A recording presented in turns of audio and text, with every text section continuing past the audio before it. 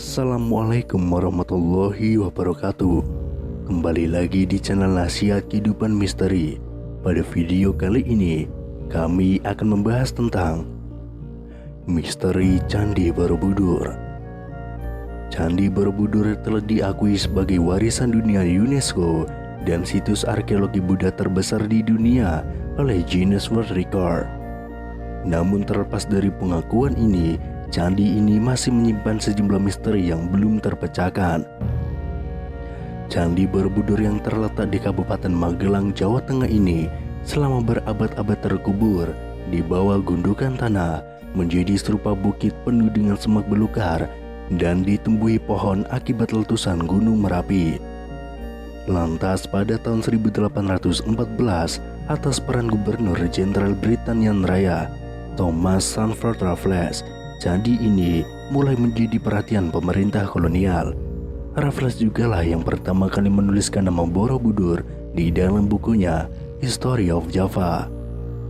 Borobudur memang masih banyak menyimpan misteri, seperti bagaimana cara membangunnya, dari mana asal batu tersebut, lalu bila batunya berasal dari Gunung Merapi, bagaimana cara membawanya, mengangkatnya, dan juga menyusunnya.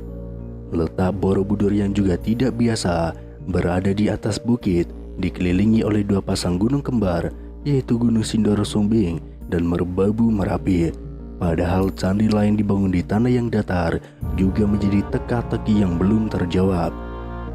Pada tahun 1931, seniman dan pakar arsitektur Hindu-Buddha W.O.J. Newenkam mengajukan sebuah teori bahwa dataran Kedu, yaitu lokasi Borobudur berdasarkan legenda Jawa, dahulunya adalah sebuah danau purba. Borobudur dibangun melambangkan bunga teratai yang mengapung di atas permukaan danau. Ini menjadi sebuah hipotesis yang disambut perdebatan hangat oleh karangan para ilmuwan saat itu. Dalam bukunya Fit Borobudur Mir atau Danau Borobudur, Newenkam beranggapan desain arsitektur Candi Borobudur pada dasarnya merupakan representasi dari bentuk bunga Padma atau lotus, simbol kesucian dalam Buddhisme. Desain bangunan ini diibaratkan menyerupai ceplok bunga teratai dengan daun dan bunganya mengelilingi bakal buah yang terletak di tengah-tengah kolam, tulis Newenkam. Pada awal tahun 1932, Newenkam kembali menulis opininya di jurnal Netherlands in the Oud and New. Dia mengatakan bahwa bangunan raksasa itu didirikan untuk melukiskan bunga teratai raksasa sebagai penghormatan atas Buddha Maitreya. Menurutnya secara mitologis, sosok ini dinarasikan lahir dari rahim bunga teratai.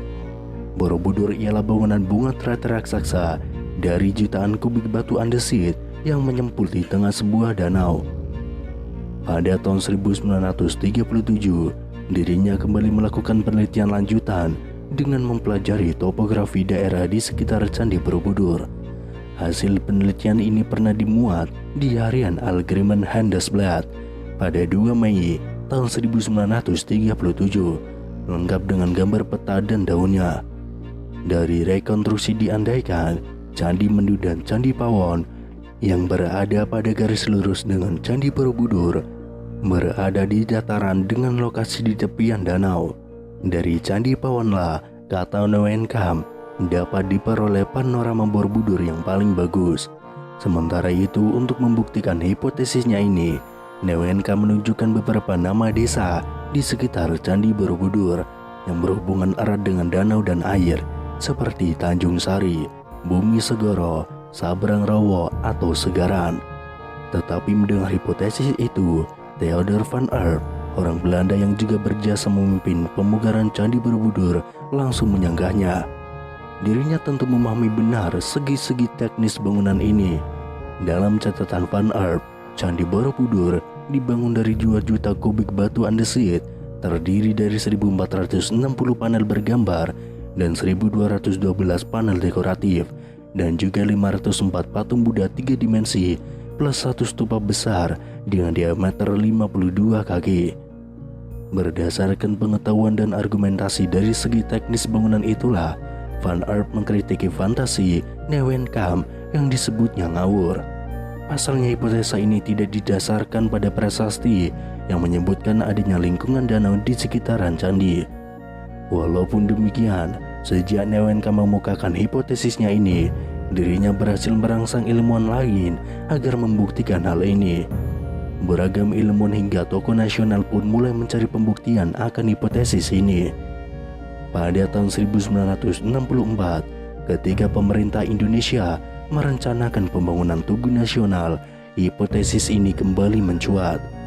Presiden Soekarno menyarankan replika Candi Borobudur ditempatkan pada lanskap danau supaya tampak lebih indah. Merespon ide tersebut, dikerahkan tim arkeologi Bandung untuk melakukan penelitian lapangan di daerah Borobudur. Hasilnya ditemukan adanya sisa-sisa lapisan endapan tanah yang memberi kesan bahwa sebagian wilayah itu dulunya pernah digenangi air. Namun keraguan kembali muncul setelah peneliti berkebangsaan India, yakni Thani Kemoni, melakukan riset di kawasan Borobudur pada tahun 1983. Disebutkan bahwa dalam penelitiannya, dengan pendekatan palynologi tersebut, ternyata gagal menemukan serbuk sari tanaman air. Dalam bukunya Palynological Investigation on the Borobudur Monument, dirinya menyimpulkan bahwa tidak ditemukan sedikit pun polen sebagai indikasi adanya tumbuhan-tumbuhan rawa atau tanaman air. Maka berarti bisa disimpulkan bahwa tidak ada lingkungan danau di kawasan sekitar bangunan teratai raksasa tersebut, tulis Thani Kemoni. Tetapi pada tahun 1986, wacana danau di sekitar Candi Borobudur kembali mengemuka setelah adanya riset dari J.J. Nosin dan Cesar Vote. Mereka menggunakan analisis geoformologi berdasarkan interpretasi foto udara plus observasi lapangan. Dari hasil penelitian ini mereka menyimpulkan bahwa dataran di sekitar Borobudur memang pernah menjadi lingkungan danau, tetapi bukan pada masa dinasti Selendra, namun jauh saat bumi masih zaman kuarter, yakni 600.000 tahun yang lalu. Riset ilmiah tidak berhenti di situ. Geolog asal Indonesia Helmi Murwanto memiliki bukti dan hipotesis lain. Dengan pendekatan geologi, dirinya justru menemukan endapan batu lempung yang mengandung serbuk sari tanaman air. Sedangkan berdasarkan penelitian radiokarbon C14 dengan mengambil berbagai sampel dari area seluas 10 x 8 km di sekitar Candi Borobudur, dirinya sampai pada kesimpulan bahwa lempung itu mengandung serbuk sari tanaman air. Dari sinilah dirinya menyimpulkan terbentuknya lingkungan danau sudah terjadi mulai kala Pleistosen atas dan berakhir jauh setelah Candi Borobudur itu dibangun, yakni pada kisaran akhir abad ke-13.